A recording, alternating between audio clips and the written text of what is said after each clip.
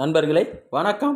நம்ம இந்த வீடியோ பதிவில் என்ன பார்க்க போகிறோம் அப்படின்னம்னா, ஸ்ரீ லோக மாதாவாகிய ஸ்ரீ அகிலாண்ட பரமேஸ்வரி இறைவனுக்கு படியளந்த திருநாளே அக்ஷய திருதியை ஆகும். இந்த அக்ஷய திருதியை பற்றிய முழு வரலாறும் அதன் வழிபாடு முறைகளையும் பார்க்கலாம். ஸ்ரீ அன்னபூரணி தேவியின் திருக்கரங்களில் உள்ள பாத்திரமே அக்ஷய பாத்திரமாகும். இப்பாத்திரத்திலிருந்து இறைவன் உணவு உண்ட நாளே அக்ஷய திருதியை ஆகும். ஆதிமூல பிரம்மாவிற்கு 5 சிரசுகள் இருந்தன. 4 வேதங்களை ரசிப்பதற்கும் 4 தலைகளை ஜீவ சிருஷ்டிக்கும் 5வது தலையை சிவபெருமான் தந்து பிரம்ம தத்துவத்தை ஏற்படுத்தினார். ஒருமுறை ஸ்ரீ பிரம்மதேவதற்கு தன்னால் தான் பிரபஞ்ச சிருஷ்டியே இயங்குகிறது என்ற அகங்காரம் குடிக்கொள்ளவே அவருடைய சிருஷ்டியில் பல பேதங்கள் எழுந்தன. அகங்காரம் மிகுந்த அசுர சிருஷ்டிகள் தோன்றின.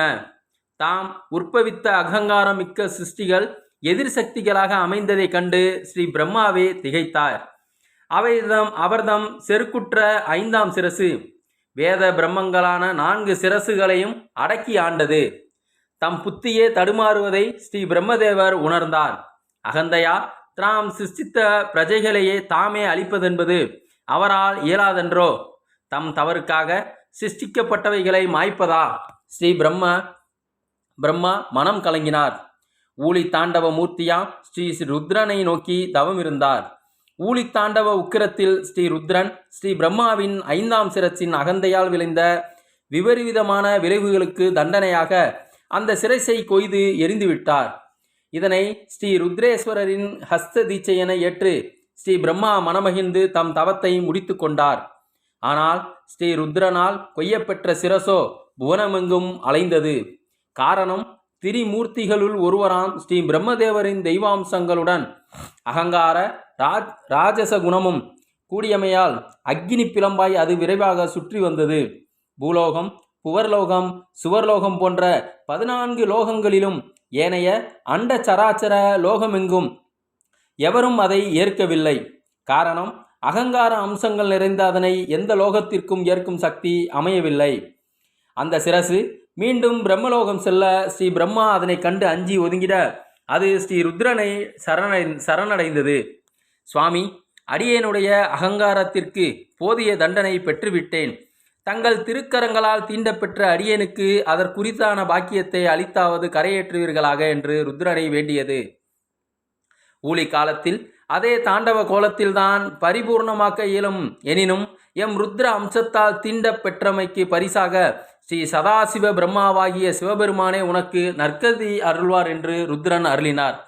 அந்த சிரசு திருக்கைலாயத்தை அடைந்தது. ஸ்ரீ ருத்ரமூர்த்தியின் ஸ்பரிசம் பட்டிருந்தமையால் சிவபெருமானை அதனை எதிர்கொண்டழைத்தார். சிவர் தம் திருக்கரங்களை நீட்ட சிவபெருமான் தம் வலக்கரத்தில் ஸ்ரீ ருத்ரனால் கொய்யப்பெற்ற 5ஆம் சிரசை ஏற்றுக்கொள்ள அது கபாலமாக சிவபெருமானின் வலது கரத்தில் ஒட்டி கொண்டது. இத்திருக்காட்சியை பார்த்து நின்ற தெய்வ மூர்த்திகளும் தேவர்களும் மகா ரிஷிகளும் அடுத்து என்ன செய்வதென்று புரியாது விழித்தனர். சிவபெருமானின் திருக்கலங்களிலிருந்து இக்கபால ஓட்டை எப்படி விடுவிப்பது? அவனன்றி ஓரணவும் அசையாது அல்லவா? பரம்பொருளுக்கு நாமா உதவி புரியும் நிலையிலாய் இருக்கிறோம். இந்த எண்ணமே அகங்காரத்தின் விளைவு அல்லவா? அகங்காரத்தில்தானே பிரம்மன் செருக்குண்டார் என இவ்வாறாக அவர்களுடைய எண்ணங்கள் பொங்கி எழுந்தன. சிவபெருமான் நகைத்தார். உமையவளை நாடி உற்ற விளக்கம் பெறுவீர். அகங்கார பிரியர்களுக்கு இது ஒரு பாடமாக அமையட்டும். இதுவே பரமசிவனின் அருள்வாக்கு. அனைவரும் ஸ்ரீ பார்வதி தேவியை நாடி தொழுது எமக்கு விளக்கம் தர வேண்டுகிறோம் என்றார். ஸ்ரீ உமையவள் புன்முறுவலுடன் இறைவனின் மகத்தான திருவிளையாடலில் இதுவும் ஒன்றாகும். பல யுகங்களுக்கு முன் எனக்கு ஒரு சந்தேகம் தோன்றியது. பிரபஞ்சத்தில் உள்ள எறும்பு முதல் யானை வரை அனைத்து ஜீவன்களுக்கும் ஸ்ரீ பரமேஸ்வரனால் தினந்தோறும் எப்படி படியளக்க முடிகிறது என்பதே என் சந்தேகம். அவரை சோதிக்கும் பொருட்டு ஒரு சிறு படியினுள் ஒரு எறும்பை இட்டு கவிழ்த்து வைத்தேன். படிக்குள் சிக்கிய எறும்பிற்கு ஈசன் எப்படி படியளக்கிறார் என்று சோதித்தேன். இரவும் வந்தது, ஈசனும் வந்தார். இன்றைக்கு எல்லா ஜீவன்களுக்கும் உணவு அளித்தீர்களா என்று கேட்டேன். ஆம், நிச்சயமாக. இதில் என்ன உனக்கு சந்தேகம்?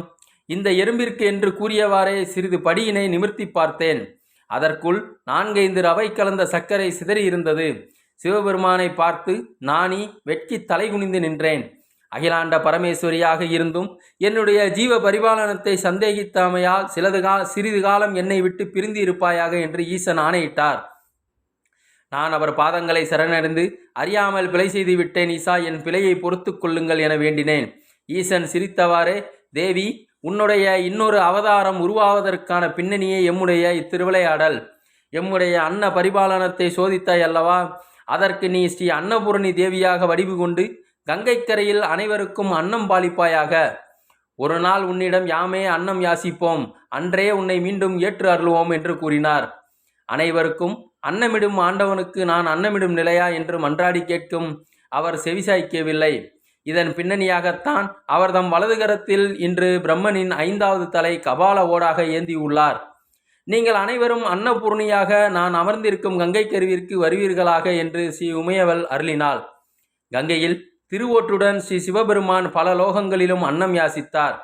பவதி பிக்ஷாந்தேகி, சாட்சாத் பரமேஸ்வரனே அன்னம் யாசிக்கின்றார்.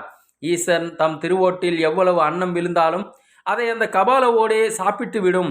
அந்த கபால ஓடும் ஈசன் கையை விட்டு அகழ்வதாயில்லை.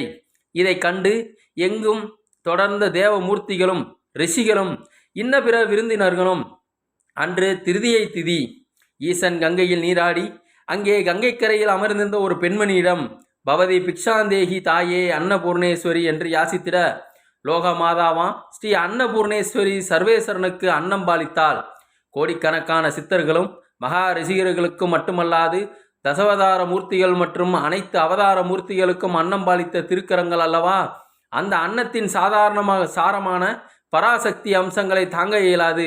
ஈசன் கையில் இருந்த கபால ஓடு உதிர்ந்தது. சர்வேஸ்வரனாகிய சதாசிவன் காசி விஸ்வேஸ்வரனாக அவதாரங்களை கொண்டு ஸ்ரீ விசாலாட்சியாக ஸ்ரீ அன்னபூர்ணி அன்னையை ஏற்றுக்கொண்டார்.